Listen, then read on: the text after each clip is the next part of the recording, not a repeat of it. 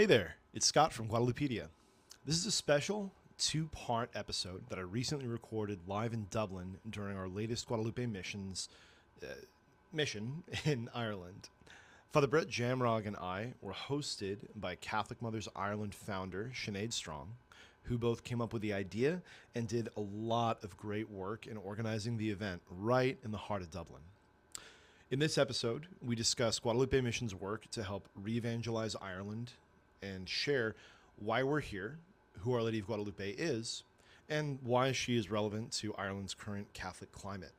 It's a really fun episode, and we'd like to send a special thanks to Sinead and John Strong, as well as Eoghan Gannon and his crew for inviting us to use the space and also helping to get everything set up for the recording. Grev mille ma'agiv agus gamani diadiv. Enjoy. And I suppose too, there's a lot in this image that didn't come out for years with the development of modern technology. So there's the whole scientific backing of this image, which I absolutely love. Me too. So I want to, dig into that with you now. Like, I'm not going to make you say just one, but what is the most compelling thing about this image, that the evidence of this image? What is the most compelling piece of evidence about it? Well, there's 15 of them. It'll take 3 hours. We're going to go through each one. No. No, we're out in a half an hour. Half an hour. All right. Well, I'll give you guys the Reader's Digest version. The thing that I love about this image is that, as you said, the more that we have the ability to investigate, the more that it's not something where we're disproving, it brings more and more questions. So just to look at briefly the image itself, I have on the table here this piece of the maguey fiber, right? Yes. So this is what she appears on. And it's made from this tiny, thin, fragile material from a cactus with this tiny little fiber. It's a lot of people here have compared it to like flax. Okay. But like if you twisted each one of these from a spine of the cactus, that's what each of those fibers is. And so to begin with, that material should have fallen apart within maybe 6 months to a year. Yeah. And how long is this bit made? This one was only a couple of years ago, and it's already, you can feel it kind of fraying. Yeah. So just to begin with, the very Do you want to nature, pass it round? the very nature of the image itself shouldn't be, regardless of whether you even get to what's on it. Yeah. Right? And then this has been tested not only with like being just existing for almost 500 years, but it's been abused with like hands and oil and dirt and candles and the smoke from the candles and incense and ultraviolet light. So this has been really through the ringer in terms of like what that physical material should endure. And yet this image was taken in 1999 within the vault, and this is still what you see. So then just a couple of scientific things from that altogether. There's no brush strokes on the image. So it's all whole and entire as one singular image, and that's confirmed using infrared technology. Yeah. When you lay the image down flat, I don't know it in metric, but it'd be about a 1/38 of an inch, so real small. Okay. The material, if you laid it flat, the colors are floating with a gap in between the physical material. So it's not even like absorbed into the fiber, it's floating above it. It's floating above it. Right. Wow. And then that third piece with it is that when it was chemically analyzed to try and figure out, okay, so if this was a painting and we ignore the other two things, are there any, what could the colors be made of? And it's usually a plant, an animal, or a mineral, something like that. And they found that there was no organic chemical compound that matched anything that they could find, not only in Mexico, but anywhere in the world. At that time? At that time. And then they further extended it to any inorganic things, to like even the paint in this room. Oh, wow. And the colors, the chemical compounds are literally not of this world, floating with a gap over a poncho that should have fallen apart in about a year. After it was That's made. 500 years old, and that's before you even get to what we're looking at that's miraculous here. Wow, there's just so much. Yeah. Also, because we were talking about this the other day, will you share as well about this? When you could see close, you can see stitches here. Yeah. To explain that, because I think that's amazing as well. Oh, sure. About Juan Diego. Of course. So this is one of the things that's so cool about this specific image that I'm bringing with me in Mexico. If you guys have seen any of the TikTok videos or the Instagram, I always have that big leather case on my back. Yes, you look like Indiana Jones. Right. A slower, shorter Indiana Jones.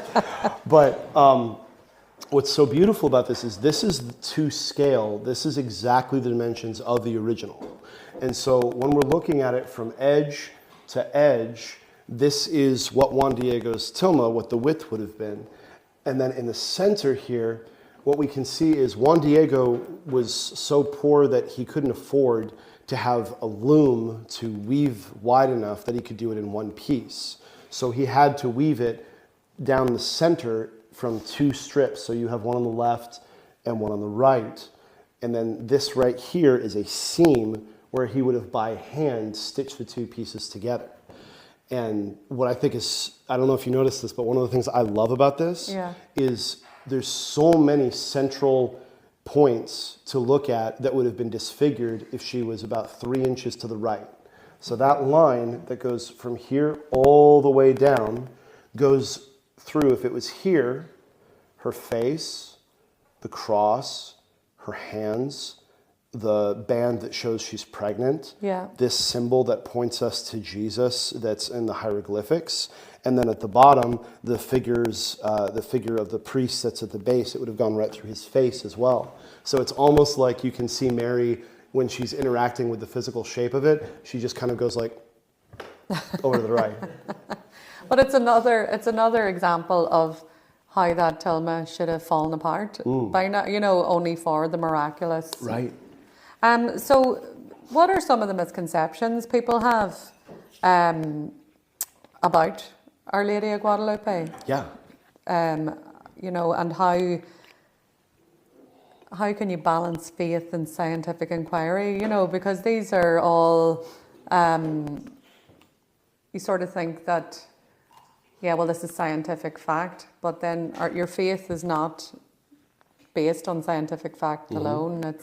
I suppose it's reconciling all of that, because still people don't have faith, which I find a bit baffling. Like, look at this miracle, all these scientific facts blacken it up, and people still don't accept it. Right. So, how do we solve the question of faith and reason? Yeah. We have put those three quarters of a degree in theology to good use here now. I'll see if I can get some grease on the wheels here. No, but like there's a lot of misconceptions about this vision, isn't there? Yeah, no, absolutely. I mean, I'd say the most common one that I get is who painted it. Mm-hmm. That's the most common one. Is it's very easy without having any background at all to just assume that this is another artistic interpretation like so many that we have of Our Lady, right? So that'd be one of them. Another one would be the idea that it's been it's not actually as old as it is purported to be, and so it's more reasonable that it would be younger than it's argued to be, but it's not a great argument because it's historical. We have paintings that are from the decade where the image came that's corroborate the historicity of it. There's some people that a lot of the questions too that I find are more like, it seems that people worship this. Yeah. That's the big deal, that sometimes people are put off by that common misconception that we as Catholics put Mary as the fourth person in the Trinity, that sort of thing. Yeah. But I get a lot of that, both attacks at whether it's a painting and whether it's something there. The faith and reason component with it, though, I find that obviously, I think it's Thomas Aquinas that talks about the chasm of faith. I think he references it. I'm sorry if not, you can get me in the comments, but it's been like 10 years since I was in seminary. So, but you can't just get there with reason, right? It does require the virtue of faith, right? But I think that so often it's easy to dismiss them as completely different categories, or for people in an attempt at reverence to put things that are faith-based into things that couldn't possibly be intelligible. Like, it's too holy for me to be able to understand it, so I'll just kind of say yes without really getting into it very much. And if you believe that, then the study of theology is all pretty much garbage, if that's the case. But the hope is that with God being all good, all knowing, all loving, that he desires also to be understood. And so although he is infinite, he desires to make these things intelligible to us with the faculties of reason that he gave us to help assent to it. Yeah. And so I think with a lot of these things, although it's not going to get you the whole way there, when you see that there's supernatural things that technology does verify that there is something here that we can't explain empirically, using that same kind of empirical investigation, it does make it a little easier to swallow the idea. Yeah. If that makes sense. And then as well with Our Lady, like Our Lady never does these things to draw to herself. She's always a signpost to heaven. Like, and there's so much here pointing to God. Do you want to highlight some of the points, where the significance of some of the symbols on this briefly? Briefly, absolutely. I'm glad that you caught on that I chat quite a bit. I get excited about this stuff. Well, sure. Well, the thing I love about this is, like, I was a Protestant convert. I was Southern Baptist, and I had those same misconceptions about Catholicism. The worship statues, worship Mary. Yeah. But what's so amazing about this is there's really no mistaking this as a Catholic image. Yeah. Right? But the more closely you look at it, the more it points us directly to Jesus, right? So to begin with, she's standing in front of the sun, and at her feet, behind the table here, she's standing on the moon. The sun and the moon were both worshipped by the Aztecs as gods, and yet as she's subjugating them, her face isn't bringing the attention right here. Yeah. Her head's down, her hands are folded, she's in a posture of prayer. And so immediately you see that while she simultaneously says, I'm more important than these false gods that you're sacrificing people to, I'm not to be worshipped because I myself am the first one to tell you there's someone greater than me that I bow my head in humility to. So at a glance, to the very start, it's always to God, always to Jesus. Yeah. When you look at her features, her hair is parted down the middle, and for the Aztecs, that identified her as an unmarried virgin.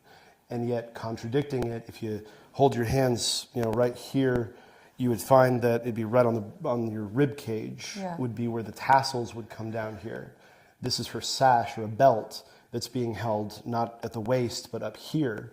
And the reason for that is to highlight a baby bump when you're pregnant, right? So don't make her lift heavy things. She's pregnant. Yes. So you have a pregnant virgin. And so from her face to her dress, everything begins to tell you about who she is, but her identity is unmistakably it's impossible to tear her identity away from her son. Yeah. Yeah, that's amazing. And the colours as well, there's significance even behind the colours of her veil. Yes. Yeah. Go for it. Yeah, absolutely. I love it. I think everybody needs to know it. For sure. Well, it's actually, it works really well because good interviewing. It works really well with tying it all together, right? Yeah. So this color here is a blue-green color that's called Quetzal. Can our audience say Quetzal? There you go. It works for kids to remember. It works for adults. So Quetzal. Quetzal. There it is. You at home. So the color of Quetzal, right? It's this very beautiful color that's described by the natives in this very poetic way of looking at the blue of the sky through the green of the trees. And so there's a sense of, as you look at it, this looking upward, looking heavenward, and this interaction between heaven and the created world and that overlap between them, right? And so that color, now the way you'd actually get it is the Quetzal color is named for a tropical bird that's like a peacock. Yeah. And so to get that color, it's iridescent. So even if you're in the basilica in Mexico, if you stand on one side of the basilica, it looks more blue. Other side, it looks more green. Like it changes with colors, with the lighting. But this color was very, very rare because you could only harvest it and weave it from the individual feather. So it's very expensive. And it was only reserved for royalty. And like with Romans, where they'd only have like a little band of purple on their togas, the same thing with this color. And it was absurd for somebody to actually be robed in Quetzal rather than just being a little bit of trim here or there. So that color immediately told people this isn't just a duchess or a princess, this is an empress, right? This is the queen of the Americas. This is the queen of heaven, right? Now, if you put all this together with the identity that's there, you end up with a woman, a pregnant virgin queen, robed with the sun, with the moon at her feet, and on her head, a crown of stars, with Revelation 12. Oh, yeah. And so that's that sort of thing. You get to take these two groups of people, the Aztec and the Spaniards, that hated each other. Were both very violent for some different and some similar reasons: conquest, land, power. And they didn't like each other.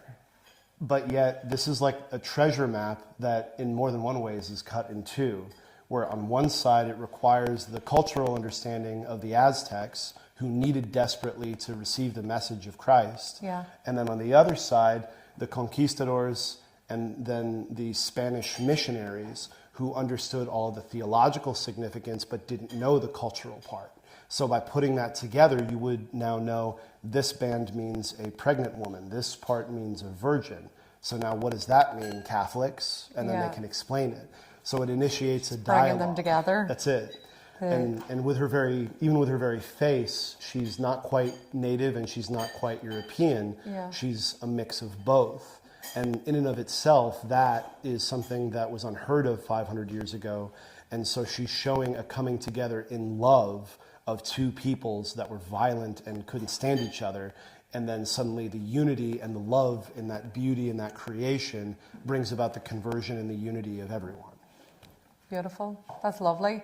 So I want to, because we don't have all night, unfortunately for you, to talk a wee bit about the new podcast that you have started, the Guadalupedia podcast. So it's just new out. I think you're only on episode 3 or 4, is it? Or have you more than that? We're up to 5 or 6 now. Oh, 5 or 6 now, right? Okay, I'm old news here.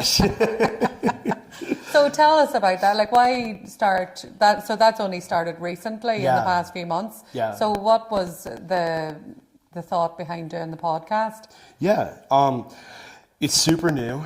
And if you've seen any of the videos with me and the very, very like Olympian-sized priest that has been traveling with me, Father Brett Jamrog, who's in the back being awesome in the back hiding and praying for us. Hi, Father Brett. So the idea being, we met because I did a parish retreat at his parish, and it was so fruitful, and there was such good stuff that was going on there.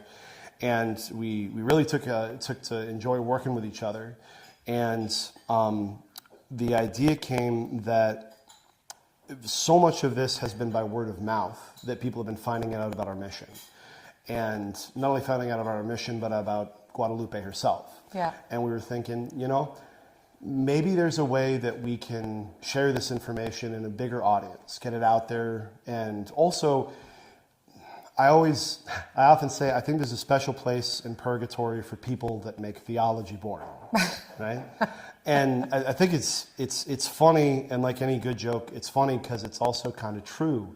Because if you're trusted with teaching people about this stuff, if you make it boring and people shut down, then they're not learning about their faith, and if they don't follow it, that's kind of on you a little bit. Yeah. And so the idea being that to make this something that's not rigidly academic, make it something that's not like 3 hours long, but something that's, about 30 minutes, and we have a little banter and we joke around a little bit and we talk. And I happen to know more about Guadalupe. Father knows more about other stuff. Yeah. And he asks me some questions, and then we have a dialogue about like, all right, cool. That was neat. How does that relate to our lives today, and what can everyone else use that for? And so we go through in just kind of little bite-sized bits. We're going through different sections of signs and symbols, historical context, the figures of Juan Diego, the bishop, the uncle, the words of Our Lady to St. Juan Diego and how they apply to us, and all kinds of different little nuanced parts so that people can just kind of listen to it for a half an hour, listen to us be kind of goofy and have some fun, and maybe learn a little bit step by step, poco a poco along the way. Yeah. Yeah. And I suppose that's good that you can, it's on YouTube, it's a YouTube channel, is it? Or is it on your website, or both? So people can go to guadalupemissions.org, but we're also on YouTube under Guadalupe Missions. It'll be everything will be tagged in the video, in this YouTube video as well, so there'll be links to everything. That's right, Spotify and Apple, and that's all of that. Everything? Yep. And so you're just going to keep, how often do they come out? Are they weekly, monthly? Or Doing them about a week, once a week. Once a week. Mm-hmm. So over the next year, you'll have a whole catalogue of everything there is to know about Our Lady of Guadalupe. Yeah. Well, we're hoping it's going to be like we'll see how it goes. We started by going through and planning out like 8 seasons. Oh, wow. Like, well, is 8 seasons going to be a year, or is that going to be 8 years? But we're figuring it out, and it's new, and we're still getting our sea legs under us. Yeah. But the hope is that we could start with learning about Guadalupe, and then just kind of see what other topics come in, what guests we can bring in, and what stories we can share too. Because a lot of what we're doing is each place that we go, when we're bringing this image, we're still seeing miracles, conversions, healing.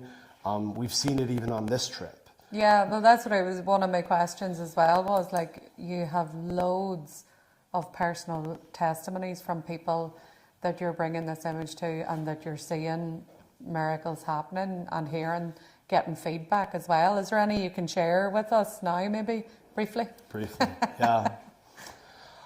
Well, the healing continues to be one of the biggest things that we see. So we've seen people that had blockages in their heart that was cutting off the blood to their brain, and they had gone into the hospital or to the ophthalmologist to get a pair of glasses, and it turned out that they needed open heart surgery because the blood wasn't getting to their eyes. And I was leading a retreat somewhere, and he asked for prayers.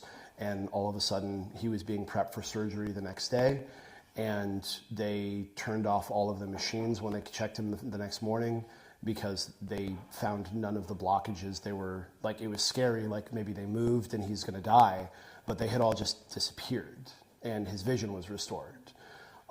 We've had people with breast cancer, ovarian cysts. I've had people that had arthritis that was so bad that they couldn't open their hands, that gave me a handshake when we left. Wow.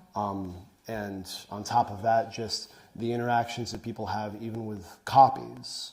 Much of the supernatural things that you can read about temperature or breath, things like that, manifest even with these copies. And so we see a lot of miracles just with people touching and praying with the image as well.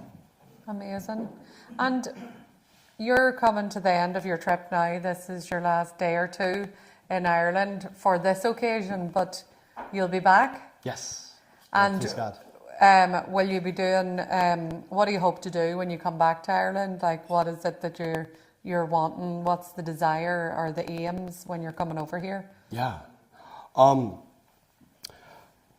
My heart is very much in this mission. So whenever I see that there's a lot of fruit, that's where I want to go. If there isn't fruit, then we don't need to be there. Yeah. But every time that I've gone to Ireland, it would start with maybe 1 or 2 or 10 people, and then all of a sudden by word of mouth, I'd be so busy with nothing else planned for the next 8 days that we'd have to plan the next trip and overlap them. But my hope is, I'll definitely be back in Ireland in March. Yeah. But my hope is that, especially through podcasts and through just word of mouth here, that really any place where there is a parish, a school, a prayer group, any group of 5 or 10 people or more, if there's interest, I'll build an itinerary and I'll travel all over the country. Anywhere that anybody wants to go, have me come. And I do the fundraising in the States because I want to make sure that everyone knows that when I come here, I don't want to charge and have people think there's an angle, like we're trying to make money. Yeah. So this ministry is also a gift of the fruit of so many beautiful, prayerful people in the United States that have a heart for Ireland and want to help because they see that this is helping in their own communities. And when they hear that there's a need in Ireland, you almost don't even have to ask twice, right? But my hope ultimately, Sinead, with this is that, please God, my wife and I, she still works full-time as an OT. Hi, Sydney. And our hope is that we can fundraise enough in the States so that we can do the whole full-time homeschool missionary life together with our kids. And so that would allow us to then be able to come and spend maybe, a month to 6 months of the year in Ireland with our family, and then getting to know people and getting to know, be a part of the community wherever in Ireland that would be, to then get to know people and not just come once. It's hard to get to know somebody in a week at a time. Yeah. But that's really what we're committed to, and whether it takes a year or 5 years, our hope is that we can really give our hearts to this place that God has so profoundly touched our hearts in. Yeah, and before we came on air, I was telling everybody here that you've only been here for a week, but you have been at the Fleadh. You spent a couple of days up at the Fleadh. Yeah. You've been in Monaghan and in South Armagh, and now back down to Dublin again. Throughout all the travels and chats that you've had with everybody, what gives you the greatest hope for the future of Ireland?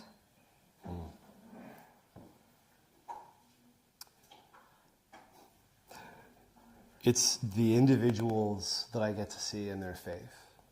It's just one at a time, seeing we were setting up with the camera crew and getting to talk with Owen and O'Shea and John, and have them come up and see their eyes light up with that. Yeah. Those little moments, it's so easy because they're so small to miss it. But it's those little individual moments, those special connections, those little wow moments, that if they're cultivated in one person, just one person, that can change the world. And so wherever I go, if I have 5 people come or 500 people come, I don't care. I don't care one bit. So long as the people that come don't just see it and go, that was neat, and then walk away. As long as there's something there where they can both see something, realize that God is speaking to them, realizing the fact that you're listening to this podcast that Sinead does right now, and that there's providence in the fact that you're hearing this right now, and that God doesn't do things by accident, that there's something that's here for you wherever you're hearing this, whether it's this week or 6 years or 50 years from now, if the internet's still a thing, I don't know. But there's something that's here, that's in God's providence, that's for you in whatever pain or joy that you're in. And we get to enter into that moment because God is beyond time and space in that. And so just what gives me hope is just it's going to sound so corny, but it's just every single person that I get to see just light up or switch on, just to see a little bit of that. Mm-hmm. That's the kind of thing that if you let it, and if you trust in it, and you don't just kind of move on and run off too quickly, that's the kind of thing that changes the world. If it worked for a 57-year-old dude that was on a commute to catechism class that he did every week, And that led to the conversion that we've never seen the likes of before in history. Or since. Or since. That can very well be the kind of thing that leads to those things in our time today. Yeah, thank you so much, Scott. And thank you for contacting me last week that we could put this together. I'm really delighted. We can take a couple of minutes now if anybody has any questions they want to ask, Scott. Did I miss anything, or is there something on your heart that you want to ask about? I have a question. Sure. Yeah. So you mentioned that the people you met are like the highlight of your trip. Is there any person or any story that you heard that you're going to bring with you forever? Like, you will think about, oh, I went to Ireland 2026, that's the thing you're going to remember. Oh, man. Well, there's Joe's story that's here. I'm certainly going to remember his. He had a miracle last night. There's, but I'd say, man, there's, man, to nail it on one, I'll just say that there's I'm putting you under so much pressure I know, tonight with just one. It's always just the one. That's the problem that gets me.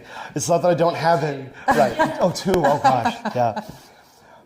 I have in my office, I've been taking photographs of so many of these little moments. And it's those moments when I see somebody who's like looking at their hands once they've touched and interacted with this image. Or somebody that writes me a note when I left and they were like, I was in a really dark place. There was a gentleman that we were talking to, and I won't say his name, but we were up in the north, and he was saying to us that he wasn't sure that he was going to continue. He wanted to be around the next day. He was in a very dark spot. And again, I won't say anything about his name or anything, but he sent me a note, and he said, I came home and I played with my kids today, and I don't know if I would have done that if I hadn't sat with you and Father and you guys hadn't spent that time and talked with me and given me a little bit of something to find some hope in. And that little kind of thing, it's like, however little or small or big or whatever our part was in that, it's like, thanks be to God, those kids had their dad with them today. Like, that's one that I'm definitely not going to forget on this trip. Thank you. Anybody else? Be gentle with me now. She almost got me crying on the last one, right? I thought you were going to go that time, I have to say. Yeah, no, we're good. Yeah. Tell us about the church that Our Lady requested to be built. Sure. So what Juan Diego was asked for at the beginning of the story was for a church to be built on the hill where she appeared. It was built through the series of the apparitions and finally convincing the bishop through this image and the roses. The roses, yeah. The church itself was built with the enthusiasm of the Franciscans, but without the thoroughness of the Dominicans. So the Franciscans said, Mary said, build a church, let's go. And they immediately built it very quickly out of some very cheap materials, just because Mary said, let's do it. And they were very excited. But it was very poorly built. And so after a while, it needed to be replaced. And now the church that's currently standing on the top of the hill was completed in the mid-1950s. And so, excuse me, you can still visit that church today. But it's the newest one. But the entirety of the basilica is kind of like a college campus. So there's the old basilica where there's a lot of history with the bombings that were done that tried to destroy the image that we have on display there. And then there's the current basilica, which is the main church, and that was built in the 1970s. And so there's another church that's the historic place where Juan Diego was a hermit after the apparitions, and where everyone would come and meet him before they would go and get baptized. And they would, much like what we're doing here, they would take the image, set her out in the ground, everyone would sit in a circle, and he would tell the story, just like we're doing right today. And so you can visit all of those places, and it is my hope at some point to take a pilgrimage from Ireland. Oh, wow. So we can do it, aside from the flight, we stay in a small convent that's really cheap. The tacos are amazing, and we're about a 5-minute walk Sold. from the Basilica. There it is, yeah. So if you'd Brilliant. like to, you can see it for yourself. Yeah. Well, that's all we have time for. Oh no, one more question. Sorry, I better. Yeah, on some of your literature there's a wee sentence there, am I not here? What's the significance of that? It seems to be important, it's on the literature and that. Yeah. Maybe you said that. Absolutely. That's the second That's quote the I second wasn't allowed quote to you say. didn't. No, I'm I just never kidding. said. No, I'm just kidding. No, with whatever few seconds we've got, Yep. the words that Our Lady says to Juan Diego on the wristbands that you Yep. guys have are in the midst of thinking that he's, in the midst of being concerned about the death impending of his uncle. He was rushing past Our Lady on the day that he was supposed to receive the miracle of the flowers. And he avoids her. And she comes down and meets him where he is, both physically and emotionally and spiritually. And his concern is that he needs to rush off to get a priest for the last rites for his dying uncle. And he doesn't even think to ask Mary for a miracle. And I think that's so true for so many of us that we wouldn't ask for the big things because they're too scary, you know. But what Mary says to console him and to heal his heart when he's running away in a rush, she says to him, am I not here, I who am your mother? Do not fear this sickness. Do not fear any sharp or hurtful thing. Are you not in the hollow of my mantle, in the shadow of my embrace? Do you need anything more? And am I not here, I who have the honor to be your mother? And so if you see anyone in Ireland who's wearing one of these blue wristbands, on one side in shorthand it says, am I not here? And then because we want people to learn that it's not just about it being for the people of the Americas or from those who speak Spanish, we have it, Ascuelga nach fuilm me anseo. Yeah, nach fuilm me anseo. I love it. And there's one for everyone in the audience. Yeah. Happy days. So thank you so much for being here, everybody. And thank you, everybody who's watching on YouTube. If you like the video, please share it with all your friends and share the message of Our Lady of Guadalupe. Hit like and subscribe both to Catholic Mothers Ireland, to our podcast, and to the Guadalupedia, Guadalupe Missions, and just all these amazing things that are available to help you grow in your faith every day. God bless.